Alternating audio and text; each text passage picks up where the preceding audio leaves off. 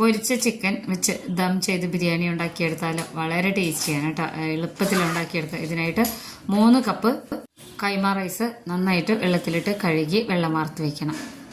ഇനി ഒരു 1.5 kilo chicken masala തേക്കാം. ഇതിനായിട്ട് 2 സ്പൂൺ മുളക് പൊടി, 1/2 സ്പൂൺ മഞ്ഞൾപ്പൊടി, 2 സ്പൂണോളം ബിരിയാണി മസാല, പെരിഞ്ജീരകവും കുരുമുളകും കൂടെ പൊടിച്ചെടുത്തത് 1 സ്പൂൺ, കസൂരി മേത്തി 1 സ്പൂൺ, ഇതെല്ലാം കൂടെ ചേർത്ത് 1 സ്പൂണോളം ഉപ്പും കൂടെ ചേർത്ത് കൊടുത്ത് നന്നായിട്ട് ഇതിനെ ഒന്ന് മിക്സ് ചെയ്ത് വെക്കാം. നല്ലോണം മസാല പിടിക്കണം. ഒരു 10 മിനിറ്റിന് ശേഷം നമ്മൾ ബിരിയാണി ചെമ്പ് സ്റ്റൗവിൽ വെച്ച് ചൂടായി വരുമ്പോൾ വെളിച്ചെണ്ണ 1/4 കപ്പോളം വെളിച്ചെണ്ണ ഒഴിച്ച് കൊടുത്ത് ഇതിലേക്ക് മസാല തേച്ച് വെച്ചിട്ടുള്ള ചിക്കൻ എല്ലാം കൂടെ ഇട്ട് കൊടുക്കണം.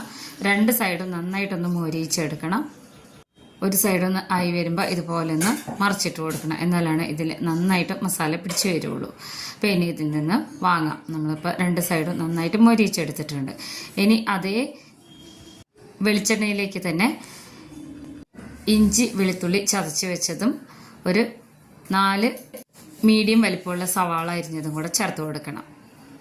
ഇങ്ങനെ ചെയ്തെടുക്കുമ്പോഴാണ് നല്ല ടേസ്റ്റി ആയിട്ട് മസാല കിട്ടുകയുള്ളൂ. ഈ ഒരു ചിക്കൻ ഫ്രൈ ചെയ്ത എണ്ണയിലിട്ട് നന്നായിട്ട് മിക്സ് ചെയ്തെടുക്കുമ്പോൾ ഇനി ഇതൊന്ന് നല്ലോണം ഒന്ന് വഴന്ന് വരുന്നവരെ മീഡിയം ഫ്ലെയിമിലിട്ട് കൊടുക്കാം. ഇനി ഇതിലേക്ക് എരിവിനായിട്ട് നമ്മൾ പച്ചമുളക് ഒരു 8 മുളകും അതുപോലെ തന്നെ അരിഞ്ഞു വെച്ച 2 മീഡിയം തക്കാളിയും കൂടെ ചേർത്ത് കൊടുക്കുന്നുണ്ട് കേട്ടോ.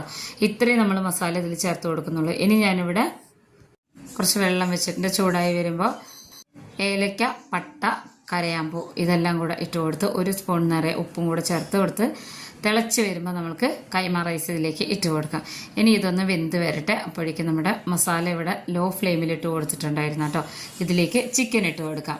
നമ്മൾ എല്ലാ മസാലകളും ചിക്കനിലാണ് പുരട്ടി വെച്ചിട്ടുള്ളത്. അതുകൊണ്ട് തന്നെ ഈ മസാല ഇങ്ങനെ ചിക്കനിൽ പുരണ്ടിരിക്കുമ്പോൾ വളരെ ടേസ്റ്റിയാണ്. ഇനി ഒരു പിടി പുതിനയില ഇതിലേക്ക് ചേർത്ത് കൊടുക്കുന്നുണ്ട്. പുതിനയില മാത്രമാണ് നമ്മൾ ചേർത്ത് കൊടുക്കുന്നുള്ളൂ. മസാല റെഡി ആയിട്ടുണ്ട്. നമ്മുടെ ചോറ് ഇവിടെ നന്നായിട്ട് വെന്ത് വന്നിട്ടുണ്ട്. ഒരു 1/4 ഭാഗം വേഗമായി വരുമ്പോൾ ഇതുപോലെ വാർത്തെടുത്ത് നമ്മളുടെ മസാലയുടെ മേളിൽ ഇതുപോലെ നിരത്തി കൊടുക്കണം.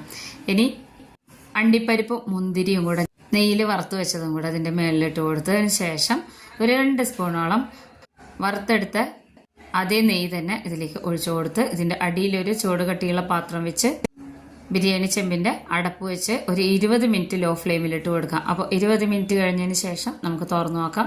നല്ല അടിപൊളിയായിട്ടുള്ള കല്യാണ ബിരിയാണി ഇവിടെ റെഡി ആയിട്ടുണ്ട് കേട്ടോ. എല്ലാവർക്കും എളുപ്പത്തിൽ ഉണ്ടാക്കിയെടുക്കാം.